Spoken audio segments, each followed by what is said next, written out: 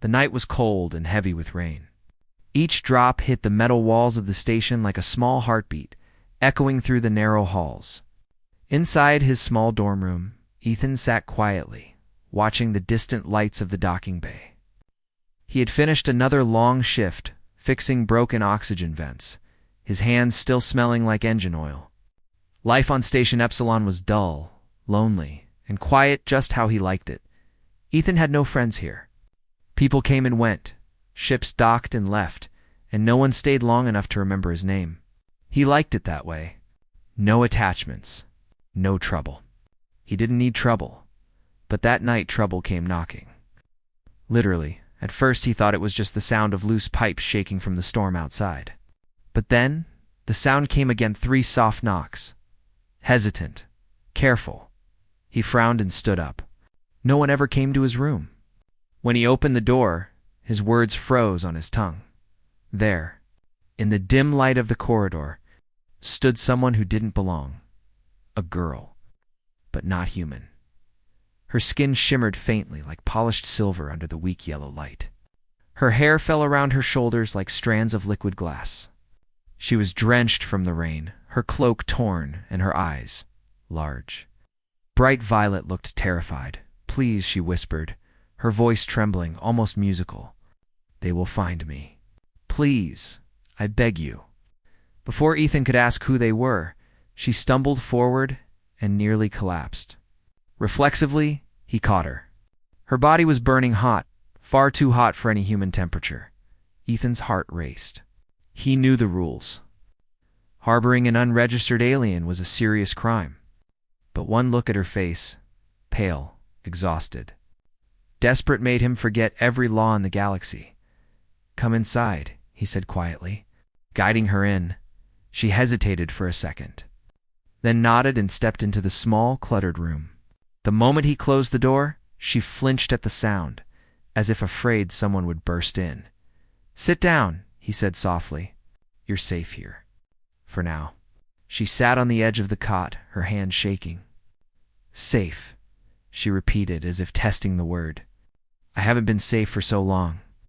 Ethan poured a cup of warm synth tea and handed it to her. She looked at it strangely before sipping, the steam fogging her eyes. For a few minutes, silence filled the room, just the sound of rain tapping against the metal window. Finally, Ethan asked, "What's your name?" She looked up slowly. "Lyra. All right, Lyra, I'm Ethan." She said it softly, like she was trying to understand the meaning of it. "What are you running from?" he asked. Her lips trembled. She looked down, gripping the cup tightly. "My people. The Royal Guards. I was born to rule them. But I refused. They called me a traitor. They destroyed my home. I ran away. They don't want me alive." Ethan's chest tightened. He didn't understand much about alien politics, but he could hear the pain in her voice. "She wasn't lying. You can stay here tonight," he said finally. "But tomorrow, we'll figure something out." Her eyes met his, wide and shining like stars through tears. "You would shelter me, even if it means danger for you." He shrugged lightly, trying to sound calm. "Guess I've done dumber things before," she smiled faintly for the first time. Then, "I am in your debt, Ethan," and she finished the tea. Exhaustion pulled her down. She lay on the cot, still shivering. He gave her his blanket and watched her drift into uneasy sleep.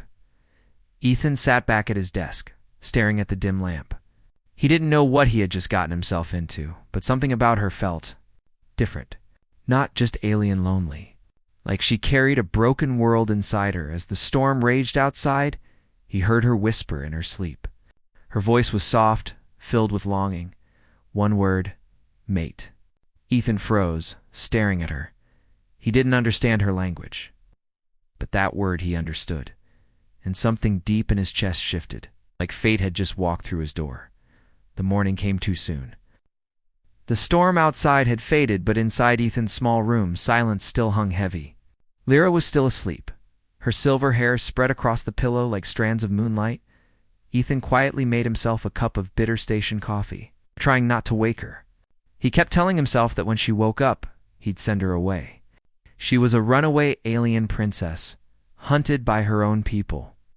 Keeping her here was suicide. But when she stirred and opened her eyes, soft violet glowing in the dim, his heart betrayed him. "Good morning," he said quietly.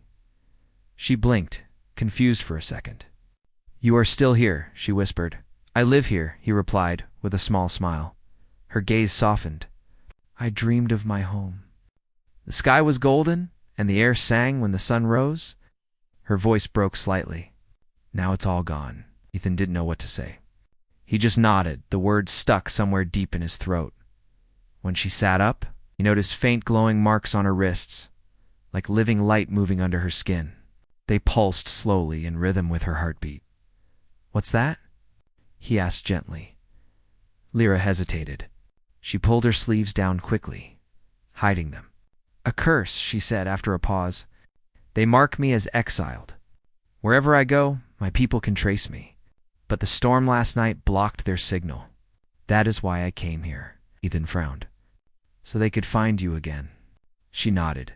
"Yes, if the storm ends completely, they will know my location." For a moment, the weight of her words filled the room. Ethan looked out the small window. The clouds were already thinning. "You need to hide better," he said. "There's an unused cargo bay under Section 4. Hardly anyone goes there." Lyra looked at him, her expression unreadable. "You would help me again? Even after knowing the danger?" He sighed. "Guess I don't like seeing someone hunted down. Doesn't feel right." Her lips trembled into a smile. "You are strange for a human." "Yeah," he said. "I get that a lot." When she stood, the morning light caught her skin-soft silver shining faintly. For a second, she looked more like a fallen star than a person. Ethan felt something strange stir in him, something he couldn't explain. But before he could speak, she stepped closer. "Last night," she said softly, "I called you something in my sleep." Ethan's breath caught. "Yeah. You said, mate." She looked away, her cheeks faintly glowing with embarrassment. "In my culture, that word is sacred. It means a bond between souls. I did not mean to speak it aloud, but—" She paused, searching his eyes. "You protected me. No one ever has. My people see weaknesses as shame, but you looked at me like I was someone worth saving." Her voice trembled with raw emotion, and Ethan didn't know what to do except listen. He finally said, "You don't owe me anything, Lyra. You're safe here. That's enough." She shook her head gently. "Safety is not enough. Connection is rare among my kind. Once it forms, it cannot be undone." He didn't understand all of it, but the sincerity in her tone was undeniable. Something inside her had changed since she met him. Suddenly, a sharp sound broke their momenta, distant metallic clang. Lyra's head snapped toward the door. Her marks flickered with light. "They found me," she whispered. "The signal is active again." Ethan's stomach tightened. "How close?" She closed her eyes, focusing. "A patrol ship. Docking soon." Without hesitation, Ethan grabbed his jacket. "Come on, we need to move." The cargo bay now. They slipped out through the narrow maintenance corridor, footsteps echoing softly.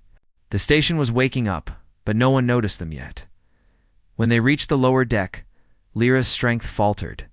Her body glowed faintly with heat. "I cannot hide forever," she whispered. "They will never stop." Ethan looked at her, his voice firm. "Then they'll have to go through me first." Her eyes widened in shock, and something deeper dash hope. For a brief moment, as the sirens began to echo in the distance, she reached for his hand. Her fingers were warm, trembling, but she held on tightly. "Then we fight together," she said softly. "My mate." Ethan didn't correct her this time. He just held her hand back, and in that moment, he realized something terrifying. He didn't want her to leave anymore. The alarm echoed through the halls of Station Epsilon like a scream. Red lights flashed across the metal walls, and the air filled with the deep hum of security drones preparing to deploy. Ethan's heart pounded in his chest as he and Lyra ran through the narrow corridors. Their footsteps echoing against the floor, they reached the lower deck, slipping between shadows and pipes. The air smelled of oil and old metal. Lyra's breathing was fast, uneven. The glowing marks on her wrists pulsed brighter, now each pulse stronger than the last, like a beacon calling her hunters closer. "They're tracking me," she said, her voice trembling. "I can feel their signal burning in my veins." Ethan stopped for a moment, looking around the dark cargo bay filled with old crates and broken machinery. "We'll block the signal," he said. "There's a frequency jammer in the maintenance locker. I used it once to fix a relay." She looked doubtful. "Will it work?" He gave a small smile. "It'll have to." He pried open the locker with a crowbar, wires falling loose. His hands moved quickly, cutting, reconnecting, adjusting the settings. Lyra watched him in silence, her eyes filled with something between fear and admiration. "You are calm," she said softly. "Even while danger comes for you," he chuckled, without looking up. "Trust me, I'm not calm. I'm terrified, just trying not to show it." Her lips curved faintly. "That is bravery, Ethan." He didn't reply, just focused until the small machine buzzed to life. "All right," he said. "This should mask your signal for a few minutes." Lyra nodded and touched the side of her neck. The glowing marks on her wrists flickered, then dimmed slightly. Relief washed over her face. "It worked," she whispered. But just as she said that, a loud metallic hiss came from above. The cargo bay doors began to open. Ethan looked up and saw them 3 armored figures descending through the airlock. Their armor shimmered blue, smooth and elegant, nothing human-made. Each one carried a staff that glowed with energy. "Royal Enforcers," Lyra breathed, her voice breaking. "They've come for me." Ethan's mind raced. "Hide," he whispered. But Lyra shook her head. "If they find you helping me, they will kill you." "Then they'll have to try," Ethan said firmly.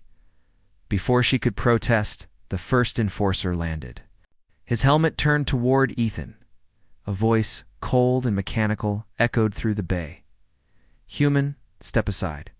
The fugitive is property of the Ilari Dominion." "She's not property," Ethan said, his voice shaking with anger. "She's a person." The enforcer tilted his head. "You dare defy the Dominion?" Ethan didn't have a weapon, only his hands, his courage, and a rusted metal pipe lying nearby. He picked it up and stood his ground. The enforcer raised his staff, energy crackling at the tip.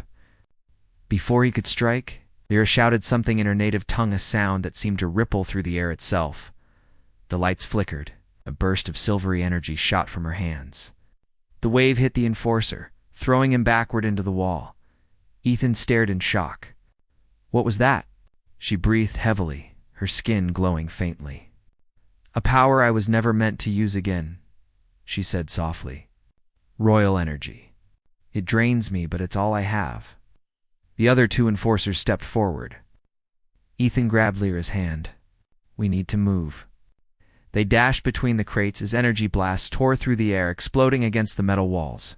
Sparks flew, smoke filled the bay, and alarms blared even louder. Ethan pulled her through a narrow maintenance tunnel, both of them gasping for breath. Behind them, voices shouted orders in that cold alien language. When they finally stopped in a quiet section near the station's outer rim, Lyra fell to her knees, trembling. Her skin flickered between silver and pale white. "Lyra." Ethan knelt beside her. "Are you hurt?" She shook her head weakly. "The power. It takes too much. I can't use it again soon." He placed his hand on her shoulder. "You saved my life back there." She looked up at him, her eyes glimmering with emotion. "No. You saved mine first. Again and again." For a moment, the world outside didn't matter, the alarms, the danger, the entire galaxy hunting them. All that mattered was the strange connection between them, something neither could explain. Then Lyra whispered, "You should not have risked yourself for me." Ethan smiled sadly. "Too late for that." She reached out, her hand trembling, and touched his face gently. "You don't understand, Ethan? My kind? We bond for life. When I called you mate, it wasn't a mistake. It was destiny." He froze, his heartbeat pounding in his ears. Outside, the station trembled as another patrol ship docked.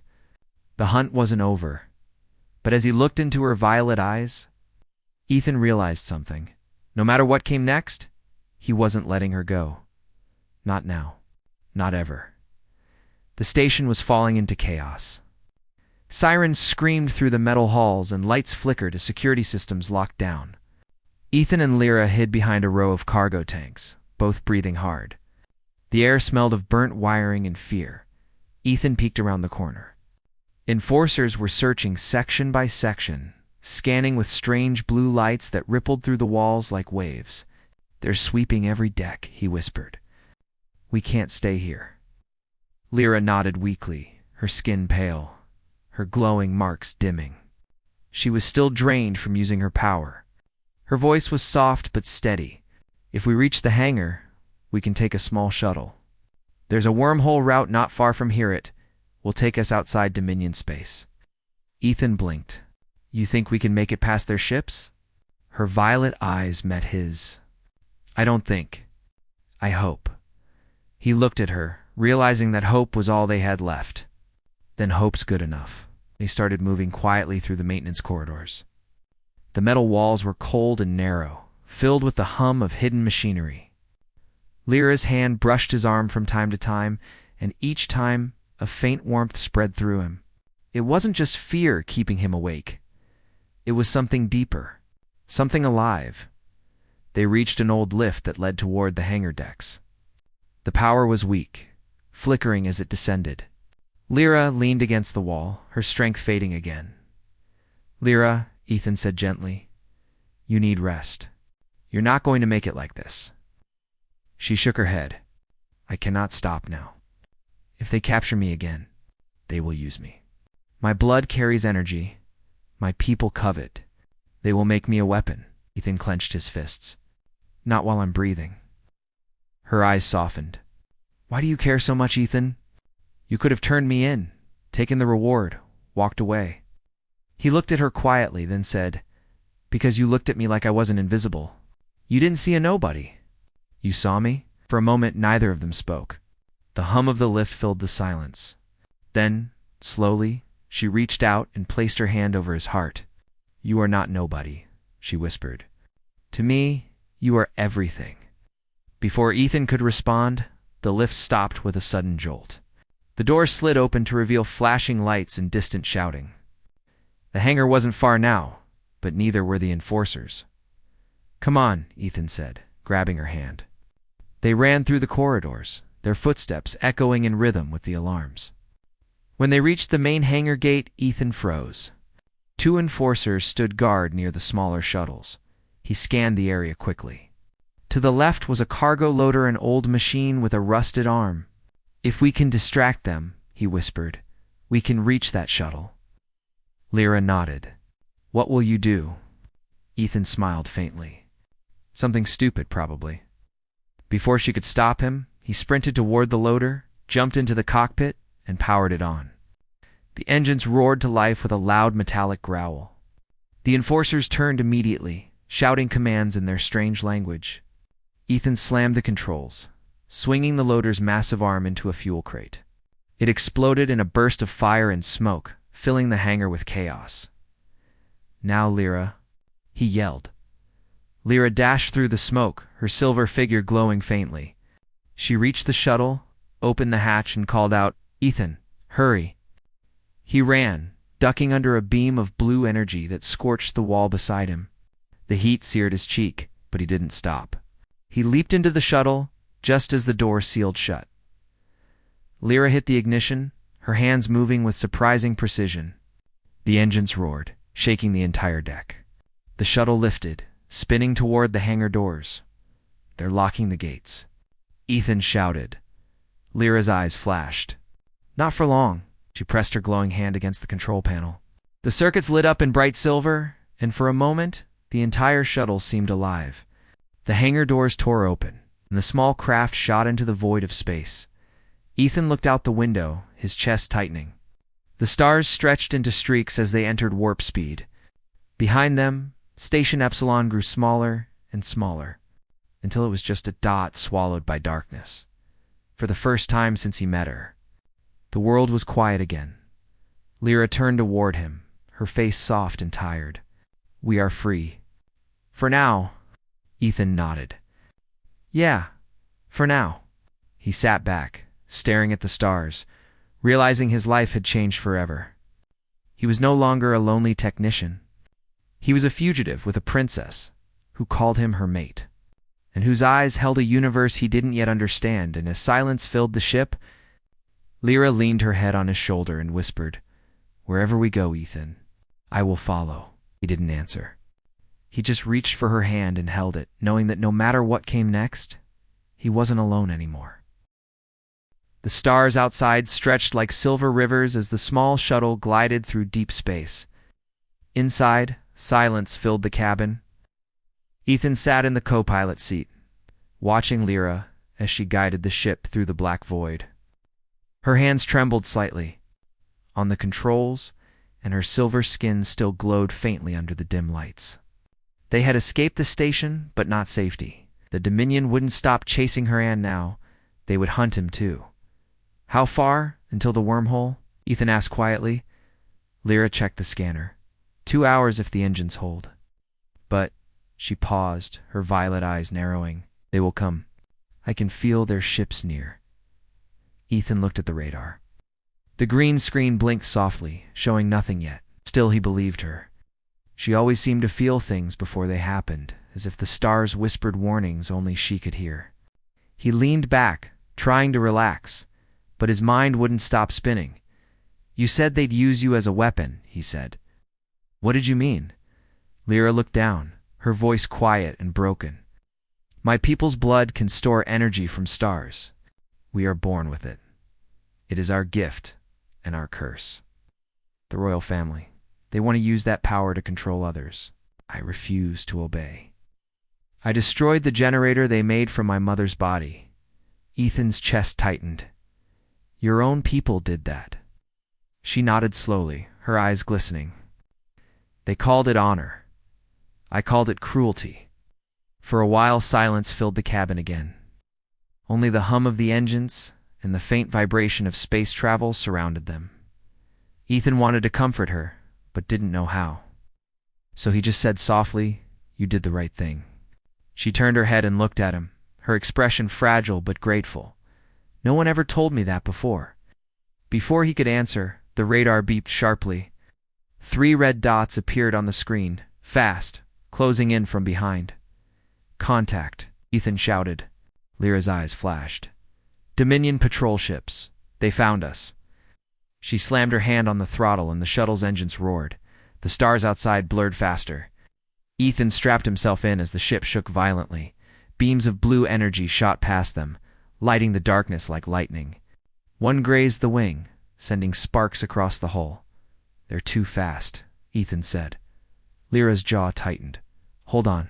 She pressed her glowing hand against the console again. The ship responded instantly, metal plates shifting, systems powering beyond their normal limit. The engines screamed as light surrounded them. Ethan held on tight as the shuttle darted between asteroids, weaving through the field like a ghost. The Dominion ships followed, their energy weapons lighting up the rocks around them. Explosions echoed through the vast silence of space. "Lyra, you're pushing the engines too hard," Ethan warned. "I must," she said. "If they catch us, you will die, because of me." "No care," he shouted back. "I told you I am not leaving you." For a heartbeat she looked at him, eyes wide, filled with something raw and human. Then she nodded and focused again. Her hands steady on the controls. The shuttle dived sharply toward a cluster of debris. From an old battle-broken ships and drifting metal, Lyra guided them through narrow gaps with impossible precision. The enemy followed, but one of their ships clipped a floating hull and exploded in a flash of blue fire. "One down," Ethan said through his heavy breathing. "2 more," Lyra replied, her voice trembling with exhaustion. The last 2 ships were still behind them, closing in fast. Then Lyra's body stiffened. "I have an idea," she whispered. "But it will hurt me." "What are you talking about?" Ethan asked. She didn't answer. Instead, she closed her eyes, her skin glowing brighter than ever. The ship's lights flickered as her energy flowed into the engines directly. Shuttle burst forward with incredible speed, leaving a trail of white light behind. Ethan stared in shock. "Lyra, stop. You're burning yourself out." But she only whispered, For you, I will endure. The ship broke through the asteroid field and shot straight into the wormhole's swirling light. Ow, the Dominion ships. Tried to follow, but the sudden energy surge from the wormhole shattered them into dust. Silence returned. When they emerged on the other side, the view was peaceful, an endless field of distant stars and glowing nebulae. But Lyra slumped forward, her glow fading. Ethan caught her before she fell. Lyra, hey, stay with me. Her breathing was weak. Did we make it? He held her close. Yeah, we made it. You did it. She smiled faintly. Good, then I can rest. Her hand brushed against his chest, and her voice grew softer. Ethan, if I don't wake up, remember, you were my choice. My heart, don't talk like that, he said, his voice cracking. You're going to be fine. You hear me? But she didn't answer. Her eyes closed, her silver glow fading to a quiet shimmer. Ethan sat there, holding her in his arms as the ship drifted through the stars, his heart heavy, his mind filled with fear and hope tangled together. He looked at the stars and whispered, I'll find a way to save you, Lyra, no matter what it takes. The stars outside glowed softly against the black sea of space. Inside the small shuttle, everything was quiet except for the low hum of the engines. Ethan sat on the floor beside Lyra, his hand gently holding hers. Her skin, once glowing like starlight, was now pale and dim. She had not woken up since they entered the wormhole. Her breathing was faint, her pulse slow. Each second felt like a battle she was fighting in silence. Ethan stared at her face, his heart aching. Come on, Lyra, he whispered. Don't give up on me now. But she didn't move. He felt helpless. He was a mechanic, not a medic. He knew how to fix machines, not people, especially not someone like her. But giving up was not an option. He checked the ship's system and found a nearby planet marked as Arius Fora, small outpost known for traders and old scientists. Maybe someone there could help. Ethan took the controls and set the coordinates. Hold on, he said softly. I'll find a way to save you. Promise. The shuttle descended hours later through a thick cloud layer, landing on a dusty platform surrounded by rocky hills. The planet was quiet and old, its buildings half broken, but there was life here, humans and aliens moving through the worn-out streets. Ethan wrapped Lyra in his jacket and carried her out of the ship. Her light silver hair shimmered faintly under the twin suns. People stared as he walked past. No one had ever seen someone like her before. But he didn't care. He found a small workshop with a sign that read, Dr. Rena's Repairs and Research. Sighed. A middle-aged woman with gray hair looked up from her tools. Doc, Ethan said quickly. I need help. She's dying. Dr. Rena's eyes widened when she saw Lyra. What in the stars? She's not human, is she? No, Ethan said, trying to steady his voice. But please, help her. She saved my life. The doctor nodded slowly. Put her here. For the next hour, Ethan watched as Dr. Rena scanned Lyra with strange instruments, her brows furrowing. Finally, she turned to him. Her energy core is collapsing. Whatever she did pushed her body beyond its limits. Can you fix it? He asked desperately. The doctor hesitated. I can try, but I'll need a rare mineral Ethereum. It's used in star reactors. There's a mining site just outside the city, but it's been abandoned for years. Dangerous place. Ethan didn't wait. Tell me where it is. Ethan. It's suicide, she warned. The place is full of radiation pockets and collapsed tunnels. He looked down at Lyra, her peaceful face, her faint breathing. Then I'll die trying. Dr. Rena sighed. You really love her, don't you? Ethan didn't answer. He just smiled sadly. She called me her mate. I didn't understand it before, but now I do. Before leaving, he brushed his fingers gently through Lyra's hair. I'll be back soon. Don't go anywhere, princess. He took a small rover from the outpost and headed toward the old mine. The path was rough, filled with dust and silence. Above him, the sky burned orange, and the twin suns slowly began to set. When he reached the mine, he found the entrance half collapsed, but he forced his way through. Inside, everything glowed faintly blue, the remains of old Ethereum veins. The air buzzed with strange energy, almost alive. He worked fast, using his tools to extract what he could. Sweat poured down his face, and the radiation made his vision blur. But he kept going. Every time his strength faltered, he remembered Lyra's voice the way she had whispered for you. I will endure. By the time he stumbled out of the mine, he could barely stand. His hands trembled, but the small container of Ethereum shone brightly in his grip. He made it back to the outpost just before sunrise. Dr. Rena worked quickly, connecting the mineral to her equipment and placing it near Lyra's chest. Light spread through the room, soft, silver, and beautiful. Ethan watched as her breathing steadied, her glow returning slowly. He didn't realize he was crying until Dr. Rena said softly, You did it. She's stabilizing. Hours. Lyra opened her eyes. Her gaze found him immediately. Ethan. She whispered weakly. He took her hand, smiling through tears. You scared me half to death.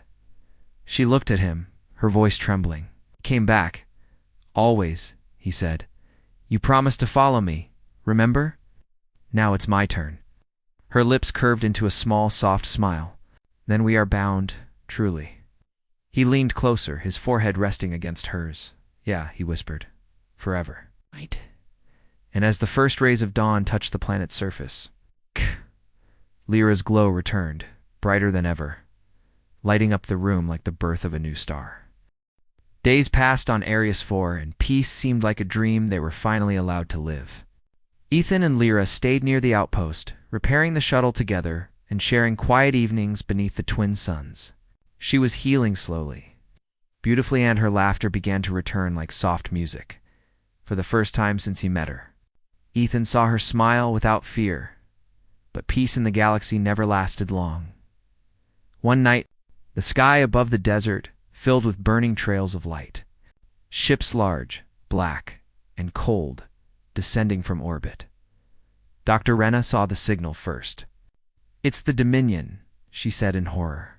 They've tracked her energy signature. Ethan's blood turned cold. They found us. Lyra's expression changed. The calmness in her violet eyes faded, replaced by sorrow. They will destroy this planet to capture me, she whispered. I can't let that happen. No, Ethan said firmly, grabbing her hand. We'll fight together. She shook her head gently. You don't understand, Ethan. I was never just a princess. I carry the last fragment of my world's core energy inside me. They want that power. It's the only thing that can fuel their war machines. Ethan stared at her, the truth hitting him like a storm. Then we'll protect it. We'll protect you. She smiled sadly, touching his cheek. You are human, stubborn, and kind. But if I stay, everyone here dies. Before he could answer, the ground trembled. The Dominion's ships were landing. Soldiers in dark armor began spreading through the dunes, their weapons glowing blue. The outpost alarms wailed.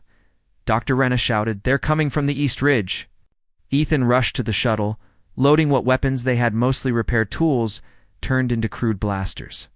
He tossed one to Lyra. If we die fighting. She looked at him, tears in her glowing eyes.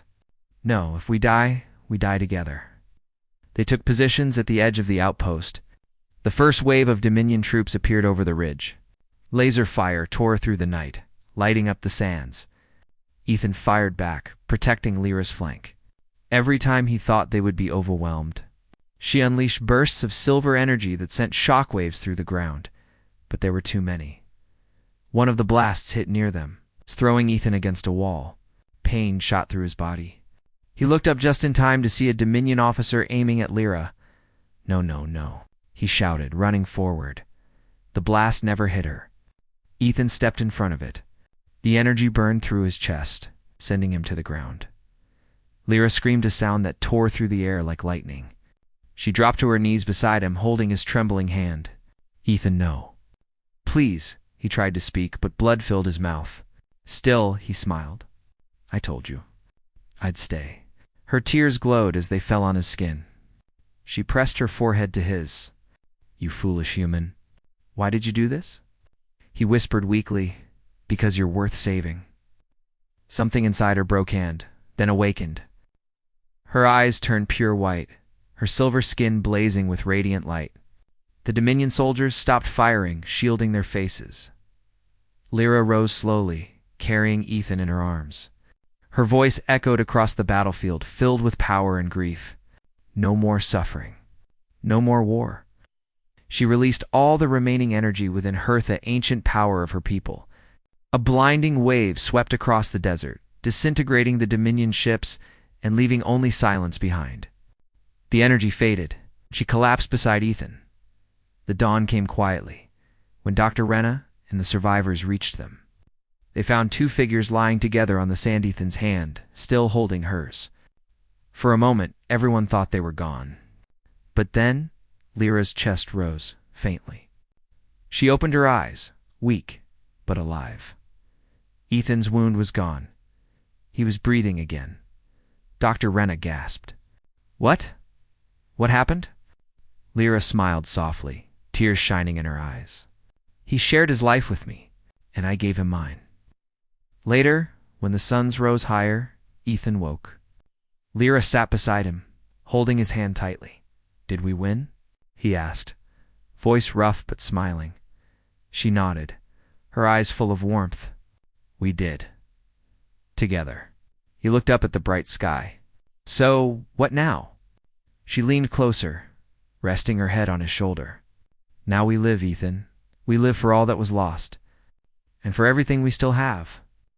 He smiled and squeezed her hand. Then let's make a new world, princess. She smiled back. Not princess, she whispered softly. Your mate. As the wind carried their laughter across the desert, the first human and the last alien princess watched the new dawn rise, two souls from different worlds, bound not by power, but by love that refused to die.